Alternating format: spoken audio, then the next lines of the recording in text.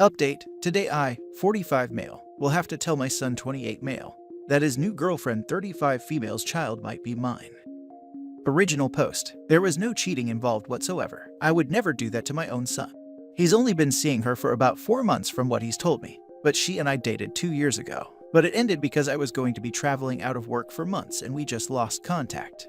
She has a 1.5-year-old son that is very likely my child. My son told me the father isn't involved, but hasn't given him any other details other than it's just her raising the kid. I was the one to connect the dots as soon as I realized it was her.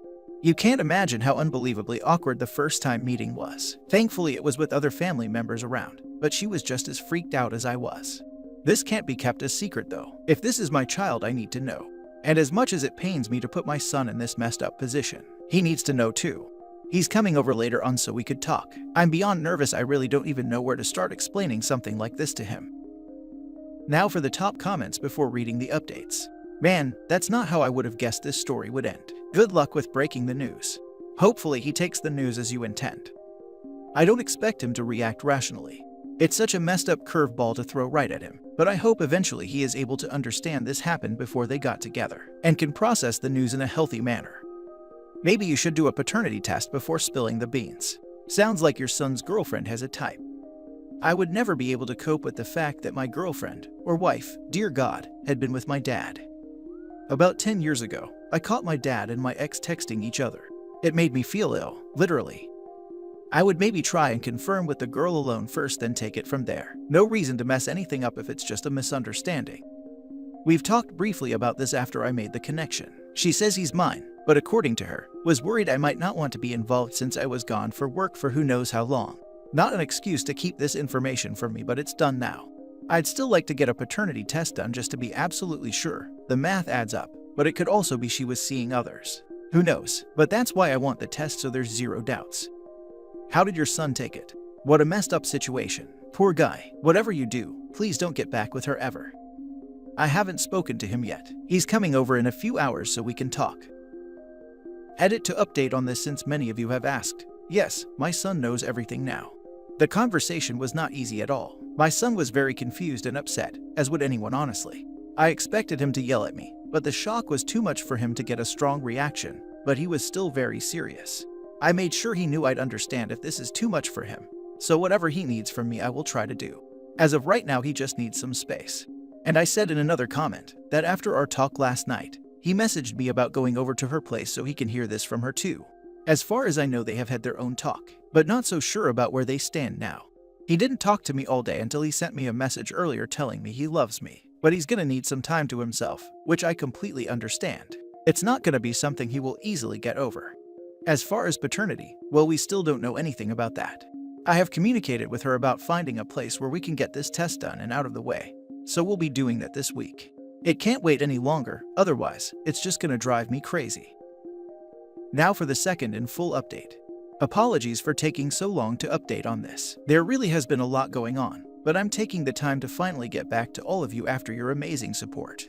It was a strange situation to be in, so believe me, I'm glad to have gotten the positive feedback and reassurance that I did. So yes, if you saw the update, I included that my son does know now about everything. He needed a little time to himself, and they did decide in the end to mutually break up. They both knew it wasn't worth complicating things more down the line when they haven't been together that long. My son did admit to me he was a little sad about the relationship, but he's glad I told him before his feelings for her grew to love.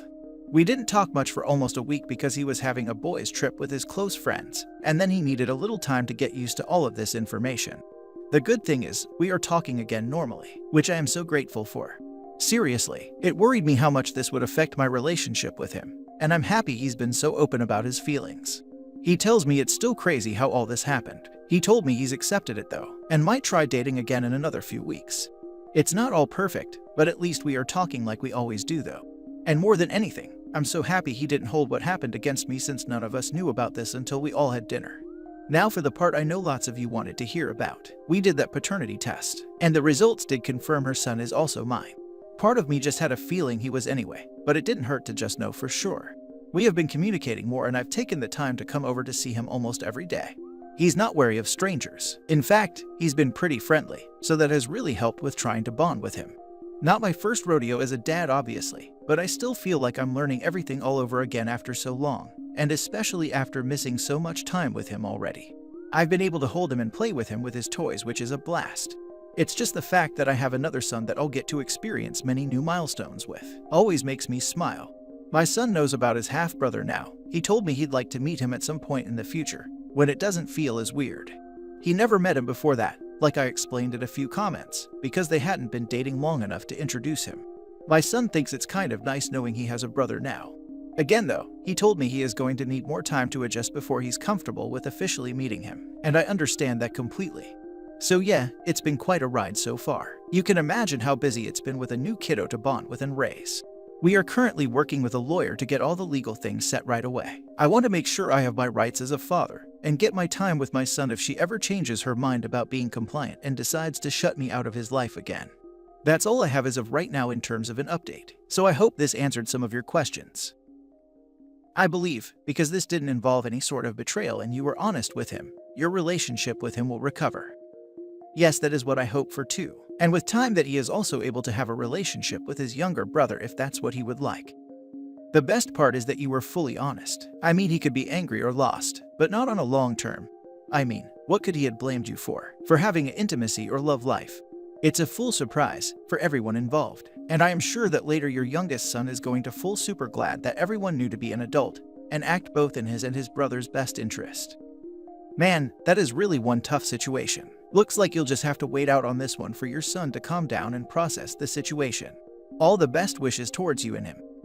All I can do for now, and obviously be there for both my sons. He's taking his time to process, and I'm glad he's going at this at his own pace. Best of luck to you and your sons going forward. It's going to be wild interacting all together in the same room with the mother. I think the most important relationships are you and your sons, so put all your focus and attention on those. And I wish you nothing but ease ahead. This is a wild situation, but I'm happy for the sake of that little boy. You sound like a loving and responsible father. I'm glad you both haven't been robbed of a relationship and all the bonding that goes with that together ahead. Live on and well. I hope your eldest can heal well too. Sounds like you raised him well too. I can't even imagine how he must be trying to wrap his head around all this. Hope going forward things pan out well for you. Thank you for updating us all. Glad it worked out as best it could have. You were honest, upfront, and responsible. Hopefully that's a great example for them both too. Now for the last story. Am I the idiot for only paying for my son's wedding? Plus update. Original post. Hello everyone, I have been going through some trouble recently, and one of my kids told me about this place, so I'm here to ask you all for help. She also mentions that I should probably tell you guys I'm on mobile. Okay, I am a 57-year-old male who has 3 kids, 30 male, 27 female, and 25 male. Me and my wife have paid for each of my 2 oldest's weddings, which covered dress, suit, bridal parties. Or if they wanted to have a destination wedding, we covered guests who couldn't afford it, as well as the honeymoon. Now, there was no budget placed on them. My oldest wedding total was around $85K, while my daughter's was around $120,000. My youngest is getting married, and him and his soon-to-be wife don't believe in big weddings, and total is around $20K. Now, my kids didn't know how much each other's wedding costs were, as I didn't share, and I guess they didn't see the need to bring it up. So the problem came up this past weekend. My soon-to-be daughter-in-law was talking to my daughter and my oldest son's wife about their weddings, and I guess the totals came up. Now my youngest son and his fiancée are demanding I write them a check for the difference for a down payment on a condo or house. I refused and stated I was only paying for their wedding, and now they are threatening to disinvite me. So, am I the idiot? So, it has come up, so I'm adding this here from the comments. I paid for all my kids' college costs. On top of that, they each have trust funds that got released at age 18, 25, and 35. He has more than enough for a down payment if he wants to. Now for the top comments before reading the update. Treat your children equally. Why wouldn't you?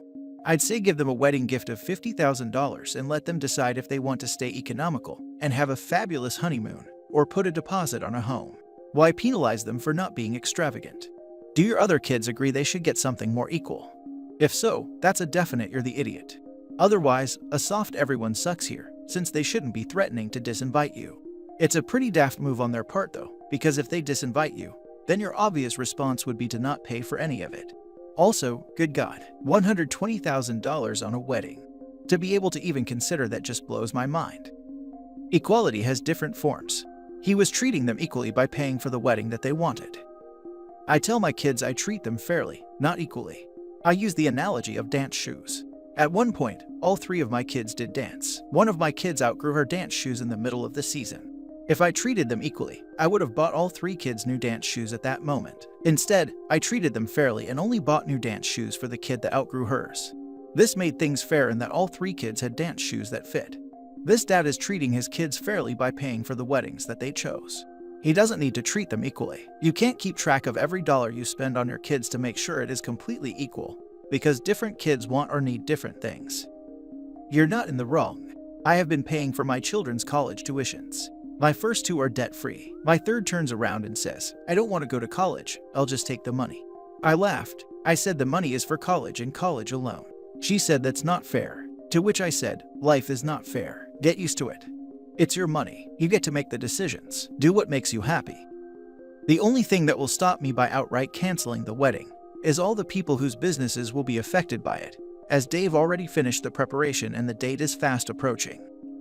So pay the vendors and tell them to donate the food, decor, venue, etc. to a charitable organization. I work for a non-profit. Someone dropping a fully paid-for fundraiser into our lap sounds like a dream. I didn't even think of it. This might be a good option. Thank you for the advice. And now for the update. Hi everyone. I would like to thank you all for your help the other day and wanted to address a couple things. It came up that I offer my 2 oldest the option of a wedding or house down payment that had to be paid back when they got their second trust fund, and not the youngest. I wasn't trying to hide that, I just didn't see it being of any importance. You see, my son and soon-to-be daughter-in-law didn't ask me nicely for the money, but demanded it, and then gave me an ultimatum. So, I'm sorry if that affected your judgment. So on to the update. We had a family meeting Sunday night. Me, my wife, my oldest son, my daughter, and my youngest. After talking for a couple hours, we got to the heart of this. As many of you suspected, it wasn't my son doing it, but my soon-to-be daughter-in-law. She never wanted a small wedding. She dreamed of horse-drawn carriages actually. When I think about it, she wants something like out of Cinderella, but didn't want to plan it, so when all was down and over with, they had a total of $20,000, which she thought was a lot, until she started talking to my daughter and daughter-in-law about their weddings, and realized what she could have had. After that, she pulled my son to the side and started nagging him to either postpone the wedding so they can make it bigger, which truth be told I wouldn't have minded, or demand I write them a check for down payment for a house that my son clarified during this meeting he did not want. My son hates the idea of living in the suburbs and not living in the city, not being there for all the hottest spots, trends, bars, restaurants. He's also chosen to live a child-free life, and I'm not upset about it. So it also turns out she was the one threatening to disinvite me from the wedding, and this caused her family and friends to turn on her. My son plans to call off the wedding. He said he thought he was ready to be married, and maybe he's not mature enough yet. He apologized to me and his siblings for how all of this turned out. We're on good terms, so he doesn't have to worry about that. This was Sunday night, and as of last night, she officially moved back in with her parents who have called me to apologize. I think I'm going to go with one of the commenters' advice and donate everything we have planned for the wedding to someone else, and give all the vendors extra money for the inconvenience. When my son is ready to get married again, I will pay for whatever wedding, big or small, that he wants. So that's the update. Thank you all again. Yikes. Money is always trouble, particularly with family. At least the youngest is taking this as the red flag it is. I hope things end peacefully. I don't understand how anyone could think that giving different kids varying amounts of money was ever going to end well. If the first kid had wanted a $200,000 wedding and the second wanted a $20,000 wedding, and said to the dad, "So, can you give me the $180,000 in cash?" Or, it appears that the dad would have been like, no, we give wedding money. If you want more money from me, plan a big wedding. I got the feeling it was a learning process, and kid number 3 gets the most up-to-date version. But honestly, if the kids want a $20,000 wedding, holy crap, that's a lot of money, then they should be allowed to. It's the demanding more that makes it not good.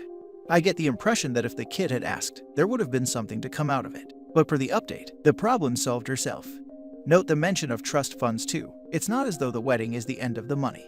If you're in line for a few million, are you really going to get upset that kid number 2 got a few thousand more for their wedding? The problem didn't solve itself. The family found a convenient scapegoat in the fiancé, but the underlying problem hasn't been resolved. OP feels comfortable supporting his kids unequally in a way that is probably hurting feelings. And I bet that if the next wedding only clocks in at $20,000, that will cause bitterness and resentment again. OP's son's fiancé was right to feel like something here was off, and the family should resolve that. I agree. The end result here is it seems like the kid is basically punished for not wanting a bigger wedding. That if he wants the same amount that was spent on his siblings, he should go for extravagance and is being actively incentivized to blow the money, as opposed to putting it towards what he really wants. At least, that is how I would feel in his shoes. Dad really should have just set aside X amount for each sibling and then let them decide how to spend it.